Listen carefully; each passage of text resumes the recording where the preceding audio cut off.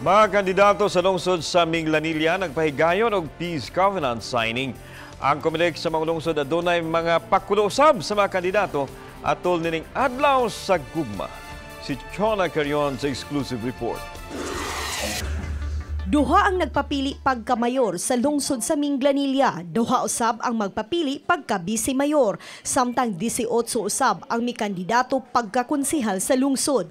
Kaganihang buntag, nanumpa og mipirma sila sa Peace Covenant alang sa malampusong piniliay nga way muulbong kagubot. Awhag sa Commission on Election nga dili lang unta kutob sa pagpirma sa Peace Covenant ang mga kandidato apan ilag yun kining tumanon alang sa malinawon og limpyong eleksyon. Anong eleksyon? Pasakita exalted pag human.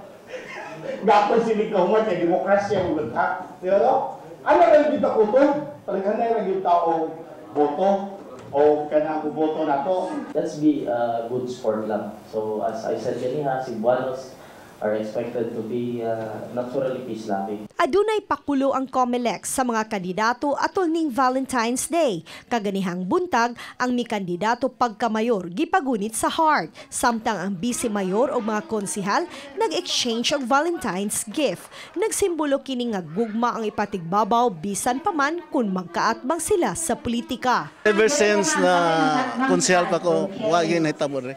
Until I become a mayor. So, peaceful nga rin. We are peace-loving people here in Minglanilla, so you can assure with us na we will not engage into violence here.